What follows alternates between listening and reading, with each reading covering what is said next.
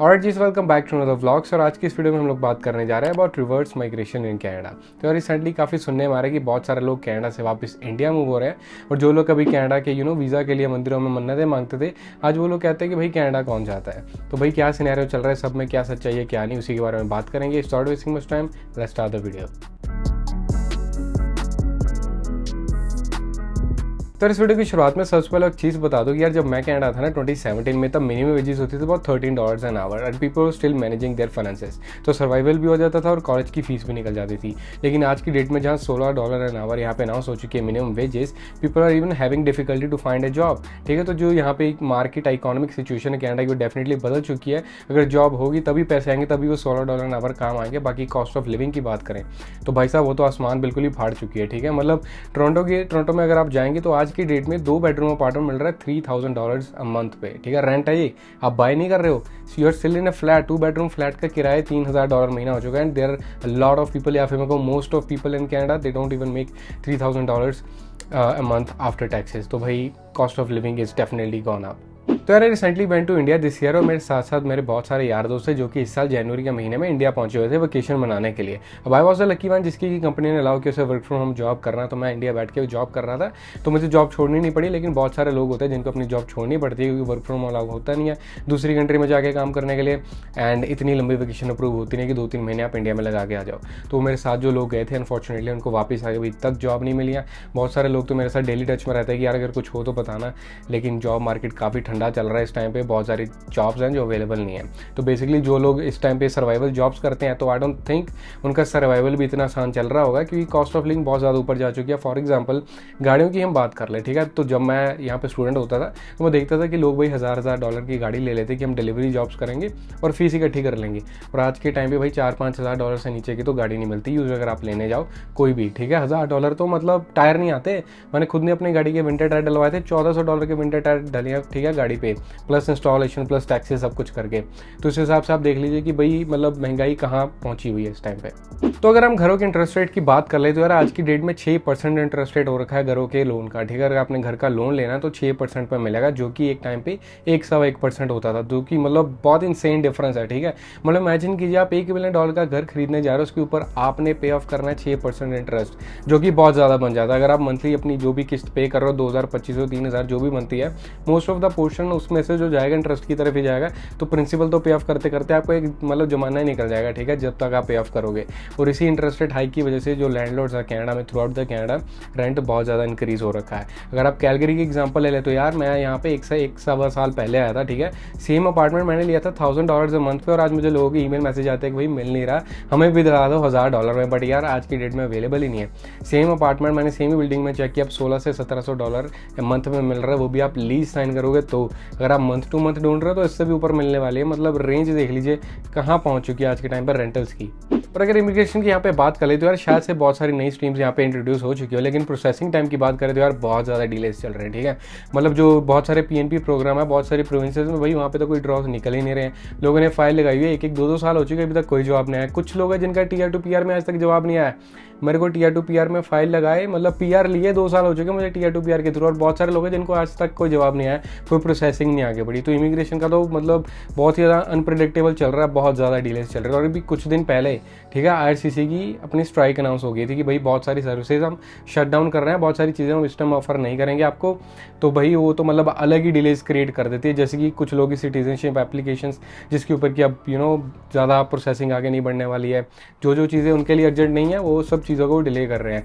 तो ये चीज़ें भी बहुत ज़्यादा अच्छी नहीं है सुनने में। ठीक है, जैसे कि स्टूडेंट वीज़ा डेफिनेटली प्रायोरिटाइज किया जाता है, क्योंकि उनसे उन्हें पता है कि भाई इंस्टेंट कैश आने वाला है कंट्री में, लोग इतनी फीस भरेंगे एप्लीकेशन फ़ीस के नाम पे, ऑफर लेटर के नाम पे, कॉलेज फीस के नाम पे, यहाँ पे आगे GST जमा कराएंगे, बैंक वालों को फ़ायदा होगा। तो at the end of the day country पैसा कमा रही है, वो भी इंस्टेंटली। तो स्टूडेंट वीज़ा तो बांटे जाते हैं, क्योंकि plus it is not a promise कि आपको PR मिलेगी या फिर नहीं मिलेगी, या फिर आपको आगे जाकर वर्क परमिट मिलेगा भी कि नहीं मिलेगा।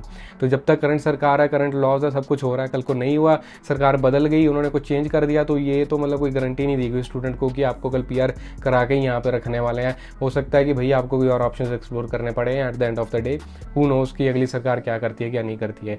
लेकिन इमिग्रेशन का भी काम थोड़ा सा ठंडा ही चल रहा है, मतलब बहुत ज़्यादा डिलेज है, बहुत ज़्यादा कॉम्प्लिकेशंस है, अनप्रिडिक्टेबिलिटी बहुत ज़्यादा। मैं आपको एक स्टोरी सुनाता हूँ। स्टोरी का छोटी सी जल्दी क्विक बात बताता हूँ कि मेरा एक दोस्त था, ठीक है, उसने भी Tier 2 PR में फाइल की थी।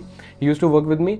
उसके घर पे PR कार्ड है, उस पर फोटो किसी और की लगी है, नाम उसका लिखा, फोटो किसी और की। मतलब आप इमेजिन कर सकते हो फेडरल लेवल की बॉडी ऐसे से काम कर रही है। मतलब ऐसा तो काम भाई इंडिया में भी नहीं होता था कि आधार कार्ड किसी का और फोटो किसी की, नाम किसी का, ऐसा उसके साथ हुआ। तो मतलब बहुत ज़्यादा चीज़ें इस टाइम थोड़ी बिगड़ी सी हुई हैं। और ग्रॉसरी कॉस्ट की मैं यहाँ पे बात कर लूँ तो यार वो भी काफ़ी ज़्यादा सिग्निफिकेंटली ऊपर बढ़ी है, ठीक है। जब तो मैं टोरंटो रहता था, मेरी फील्ड जॉब होती थी, मैं बाहर ही काम करता था, बाहर ही खाता पीता था, ज़्यादा मुझे आइडिया होता भी नहीं था कि भाई दूध दही अंडे की कितनी कॉस्ट है। अभी मैं घर से काम करता हूँ, कैलगरी में आने के बाद वर्क फ्रॉम होम जॉब है, तो सारा दिन घर ही रहता हूँ, राशन पानी बढ़िया लाता हूँ, खाता पीता हूँ, और $400-500 कहीं नहीं जाता एक इंसान का, अगर उसने अच्छे से खाना पीना 3 टाइम का, ठीक है। मतलब एक टाइम था लोग वीडियोस पोस्ट करते थे कि मैं इंटरनेशनल स्टूडेंट हूँ कनाडा में और मेरा मंथली ग्रॉसरी कॉस्ट है $100।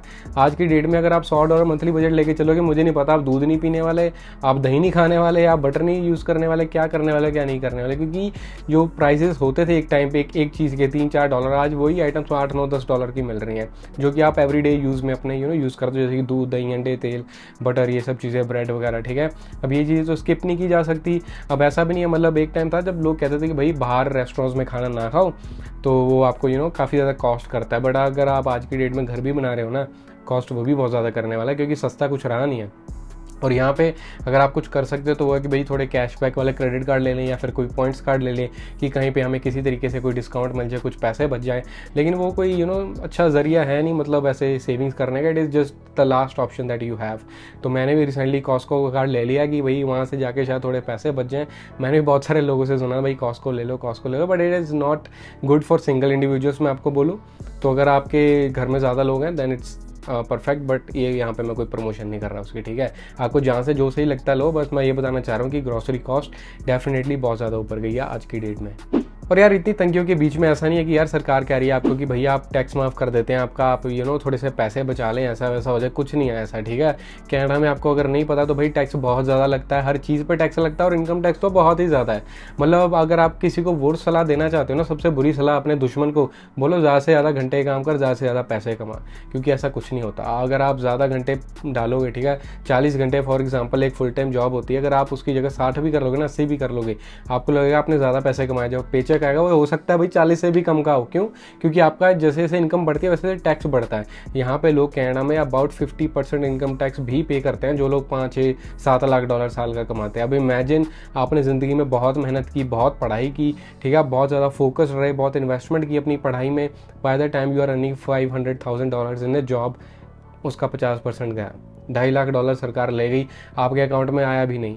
यही चीज़ें मैं घर वालों को बताता हूँ और वो यकीन नहीं करते। मैं कहा भाई जितना वहाँ पे सरकारी एम्प्लॉय कमाता है ना, उतना तो मैं महीने का इनकम टैक्स ही दे जा रहा हूँ, और वो अकाउंट में मुझे आता है, वो दिखता भी नहीं है। ऐसा भी नहीं है कि साल के एंड में टैक्सेस पे करने हैं, हर पे चेक पे ही वो पहले से काट के भेजते हैं। अब इंसान के हाथ में कुछ नहीं आता है, तो ये चीज़ भी काफ़ी दुखदायक है। इतना इनकम टैक्स ले के अपनी लीडरशिप भाई कनाडा की पता नहीं क्या करते हैं। मेरे को तो ना वो हेल्थ सेक्टर्स में कहीं अप्लाई होता दिखता है कि वो पैसा वहाँ यूज़ हो रहा है, ना मेरे को कहीं दिखता अपनी कंस्ट्रक्शन कुछ बढ़ रही है घरों की, ठीक है, ना अपनी एजुकेशन सिस्टम जो कनाडा का कुछ बढ़िया हो रहा है। किसी चीज़ में पैसा नहीं डाल रहे, पता नहीं कहाँ डाल रहे हैं। भाई मैं तो बजट्स पढ़ता हूँ अल्बर्टा के या फेडरल बजट क्या कहते हैं, बट वो बजट कुछ अच्छा नहीं कहते हैं इस साल का। तो एटलीस्ट मैं यही बोलूँगा कि भाई इतना इतना इनकम टैक्स लेके इधर उधर मत लुटाएं, ठीक है। मतलब आज जो बंदा यहाँ पे स्टूडेंट वीज़ा पे आ रहा है, कल को उसके बच्चे होंगे, भाई उनको एजुकेशन चाहिए होगी, उसकी फैमिली उसके पेरेंट्स आएंगे तो उन्हें भी हेल्थ केयर सिस्टम चाहिए होगा, उस इंसान को अपना घर चाहिए होगा। तो उन सब चीज़ों में लगाओ ना यार, अफोर्डेबल हाउसिंग के चक्कर में लगाओ, एजुकेशन सिस्टम बढ़िया करो बच्चों के लिए, हेल्थ केयर सिस्टम बढ़िया करो, जहाँ 15-15 घंटे इमरजेंसी में वेटिंग चलता है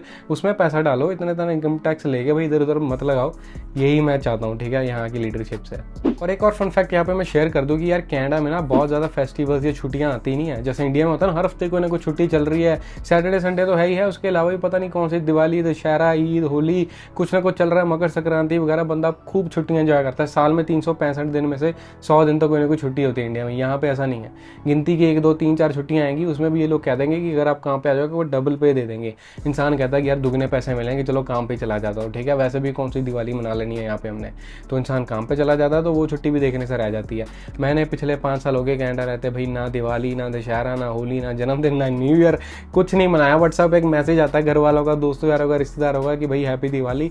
मैं कहता हूँ अच्छा आज हैप्पी दिवाली है, चलो ठीक है जी, happy Diwali to you as well, ऐसे लिख देते। और अगर हम सर्दियों की बात करें, ठीक है, तो एक आधी प्रोविंस को छोड़ के कनाडा में मोस्ट ऑफ द प्रोविंस में सर्दियाँ बहुत ही बुरी रहती हैं। अब मतलब यहाँ पे मैं यार सारी डाउन साइड्स नहीं गिनाना चाहता, ठीक है, लेकिन मैं कहूँ कि इट्स नॉट फन, ठीक है। विंटर्स में ऐसा नहीं है काम रुक जाएगा, ज़िंदगी रुक जाएगा, ऐसा कुछ नहीं होगा, सब कुछ चलेगा, लेकिन इट इज़ नॉट फन। जैसे इंडिया में होता है ना कि आप शाम में निकले बाहर, ठीक है, या फिर इंडिया में तो वेडिंग सीजन ही सर्दियों में होता है, बंदा जाता है शादियों पे, खूब इंजॉय करता है, ठीक है, फैमिली टाइम स्पेंड करता है, दोस्तों से मिलता है, बढ़िया बढ़िया स्टॉल खाता पीता है, हाँ, चाइनीज़ फूड खाने निकलता है शाम में बंदा, वीकेंड आया जी, सर्दियों के दिन ना आग लगा लें, मूंगफलियाँ खा लें, ठीक है भाई, धूप सेक लें, संतरे खा लें। वो तो भाई दिन ही नहीं है यहाँ पे। सर्दियाँ मतलब घर के अंदर रहोगे तो आप थोड़े वार्म रहोगे, बाहर निकल जाओगे तो करोगे भी क्या।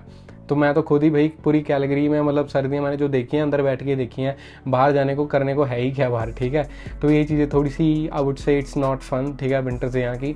तो ये मैं बुराई नहीं करा ना, बट इट्स जस्ट लाइक काम आपका हो जाएगा, आप जॉब भी कर रहे होगे, डेली अपनी ग्रॉसरी वगैरह वो भी करोगे, लेकिन जैसे समर्स में होता है ना, इतने लंबे लंबे दिन है भाई, सुबह 4 बजे सूरज चढ़ गया, रात 11 बजे तक सनसेट नहीं हो रहा, और बाहर हरियाली हरियाली है, नदियाँ बह रही हैं, ठीक है, वाइल्ड लाइफ है, वो सब मज़े ख़त्म हो जाते हैं सर्दियों में, अक्टूबर के आसपास आके, और फिर मार्च के बाद ही शुरू होते हैं। तो ये चीज़ें ज़रूर कंसिडर कर लें। तो यार यही कुछ चीज़ें जो कि मैं आपके साथ शेयर करना चाहता था करंट सिचुएशन के बारे में, जो कि कनाडा में इस टाइम पे चल रही है, कि भाई it is not the best time to come to Canada, लेकिन अगर आपका प्लान है ही, आपने टिकट करा ही लिया, आपने वो ऑफर लेटर अप्लाई कर ही दिया है, तो ठीक है, बट आप आए मेंटली और फाइनेंशियली प्रिपेयर होके आए। Mentally prepare for the challenges कि आपको 2-3 महीने जॉब नहीं मिली, आपको अपनी सेविंग्स खर्चनी पड़ रही हैं, एंड फाइनेंशियली प्रिपेयर कि भाई आपके पास वो सेविंग्स हो कि आपको 2-3 महीने जॉब ना मिले तो आप खाना पीना खा सको, ठीक है।